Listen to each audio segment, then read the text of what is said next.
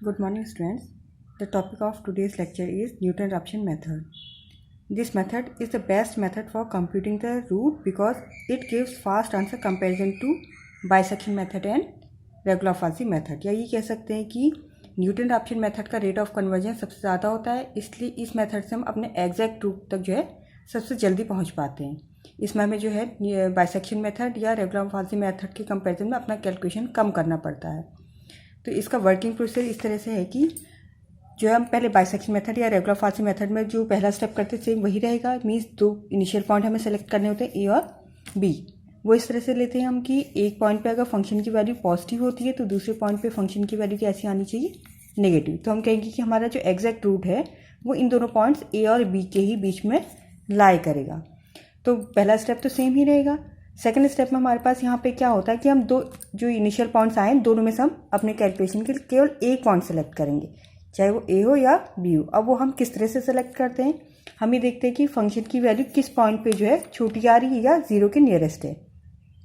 F A या F B में से हम पॉइंट्स को चेक करेंगे कि किसकी वैल्यू नियरेस्ट है जीरो के, नियरेस्ट टू जीरो। ठीक है, तो अब जैसे हम एक क्वेश्चन से क्लियर करते हैं।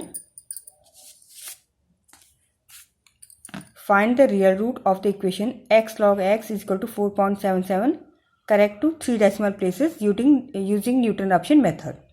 तो क्वेश्चन है यानी कि फंक्शन हमारे पास x log x बेस 10 पे -4.77। ठीक है, यह है क्वेश्चन। अब इसके लिए जो हमारे पास फॉर्मूला होता है, पहले हम फॉर्मूले की बात कर लेते हैं कि जो न्यूटन राप्सन मेथड में होगा हमारे पास वो फॉर्मूला क्या होगा, xn+1 equal to xn minus f(xn) upon f'(xn). यानी कि ये इनिशियल पॉइंट होगा, जो इनिशियल रूट हम लेके चलेंगे उसके बाद से हमें नेक्स्ट रूट मिल जाएगा, और ये उस इनिशियल पॉइंट पे फंक्शन की वैल्यू और इस इनिशियल पॉइंट पे हमारे पास उसके डेरिवेटिव की वैल्यू यहाँ पे चाहिए होगी, यानी कि डेरिवेटिव भी हमें फंक्शन का चाहिए होगा। तो इसलिए हमने यहाँ पे क्या निकाल लिया है, f'(x) यानी कि इस फंक्शन का डेरिवेटिव। फर्स्ट टाइम पे हम क्या करते हैं, log x को डिफ्रेंशिएट करते हैं तो x ऐसे रहेगा, x into 1/x plus next time पे क्या होगा, x का डिफ्रेंशिएशन 1 और log x ऐसे ही रहेगा। तो ये सिंप्लीफाई करने पे हमारे पास वैल्यू आ गई f'(x) की 1 प्लस log x। ठीक है, अब हमें दो इनिशियल पॉइंट्स चाहिए होते हैं a और b। हम 1 बाय 1 चेक करेंगे 1 2 3 4 5 6 पे। तो हमने देखा कि 6 पॉइंट पे वैल्यू कैसी आई है, नेगेटिव वैल्यू आई है -0.10109। ठीक है, फिर हमने नेक्स्ट पॉइंट चेक किया 6.1 पे, तो उस पर वैल्यू आई है 0.0205 जो कि पॉजिटिव वैल्यू है। अब न्यूटन राप्सन मेथड में हमें दो पॉइंट में से एक पॉइंट सेलेक्ट करना होता है। तो हम क्या करेंगे, कौन सा पॉइंट इनिशियल पॉइंट लेंगे। देखिए इन दोनों में से हम देखते हैं कि कौन सा पॉइंट जो है जीरो के नियरेस्ट है।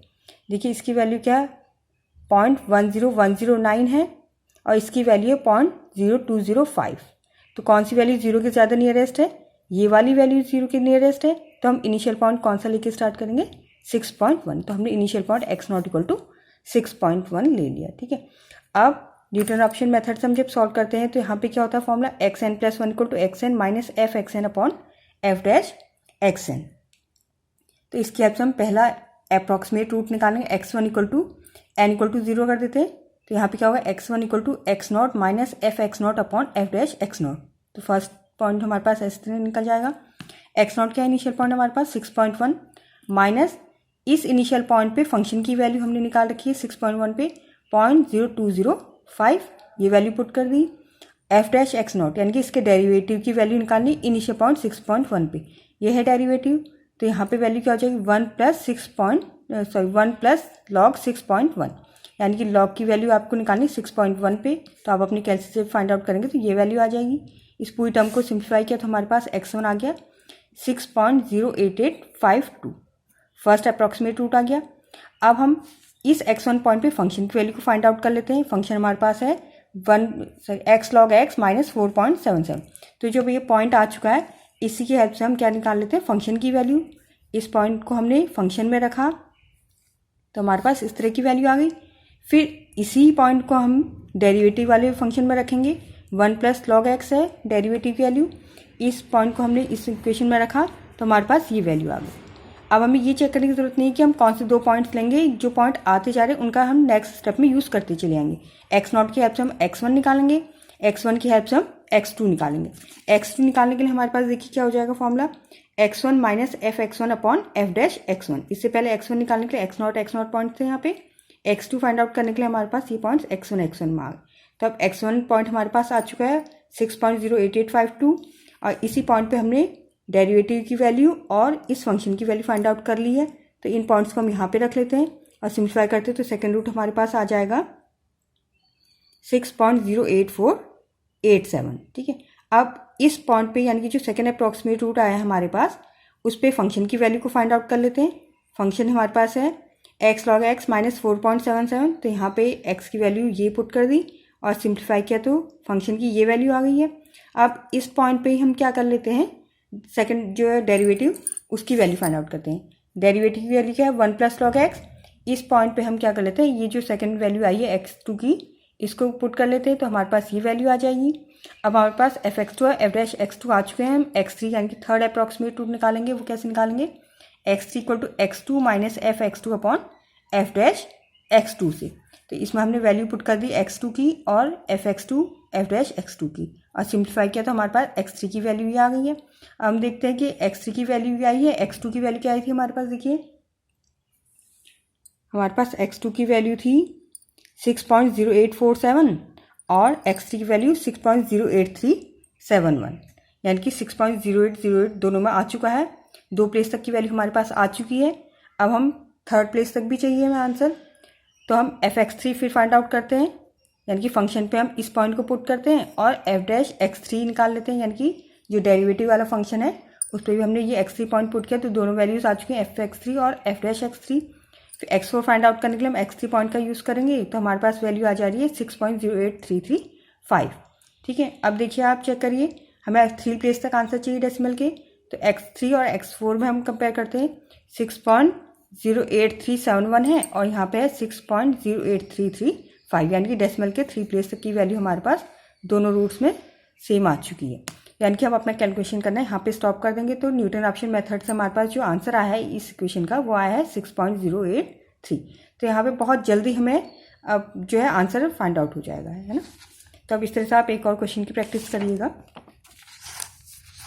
ये सबसे सिंपलेस्ट मेथड है, इसमें आपको ये चेक करने की ज़रूरत नहीं होती कि आप नेक्स्ट स्टेप के लिए कौन से 2 पॉइंट्स लेंगे या किस तरह से करेंगे। केवल 2 पॉइंट में से एक पॉइंट आपको सेलेक्ट करना होता है। अब नेक्स्ट क्वेश्चन है, find the real root of the equation x equal to e⁻⁻x using Newton option method correct to 4 decimal places. तो अब देखिए यहाँ पे फंक्शन हो गया हमारे पास, इस पॉइंट को हम यहाँ पे ले जाते हैं अपॉन में, इक्वल टू 1 हो जाएगा, एफ एक्स इक्वल टू हो जाएगा x e⁻x-1। ठीक है, यहाँ पे x ये अपॉन में चले जाएगा तो न्यूमरेटर में आके पॉजिटिव वैल्यू हो जाएगी x e⁻x इक्वल टू 1, यानी कि x e⁻x-1 is equal to function हो जाएगा। अब हम यहाँ पे इनिशियल पॉइंट सेलेक्ट करते हैं 2, 0, 1 इस तरह से। तो हमने देखा यहाँ पे 0.5 पे वैल्यू इस तरह से आ रही है, 0.6 पे वैल्यू ये आ रही है। ठीक है, अपोजिट साइन वाली वैल्यू मिल रही है, 0.5 पे वैल्यू है नेगेटिव, 0.6 पे वैल्यू पॉजिटिव। अब हम देखते हैं कि 0.5 और 0.6 में से कौन सी वैल्यू छोटी है, यानी कि किसकी वैल्यू 0 के नियरेस्ट है। तो 0.6 पे हमने देखा कि कौन सी वैल्यू ये छोटी वैल्यू है, यानी कि 0 के नज़दीक में है, तो हम इनिशियल पॉइंट 0.6 लेके स्टार्ट कर लेंगे। फिर मेथड आपको क्लियर ही है, x1 इक्वल टू पहला अप्रॉक्सीमेट रूट निकालने के लिए फंक्शन का ये फॉर्मूला क्या हो जाएगा, x1 equal to x0 minus f x0 upon f dash x0। अब इसका आपको इसका डेरिवेटिव भी चाहिए होगा तो हम इसको डिफ्रेंशिएट कर लेते हैं। F dash x equal to differentiate करने पे e⁻x का डिफ्रेंशिएशन 1 हो गया, प्लस नेक्स्ट टाइम पे x ऐसे ही रहेगा, e⁻x का डिफ्रेंशिएशन e⁻x। सिंप्लीफाई करेंगे तो 1 प्लस x इंटू e⁻x आ जाएगा।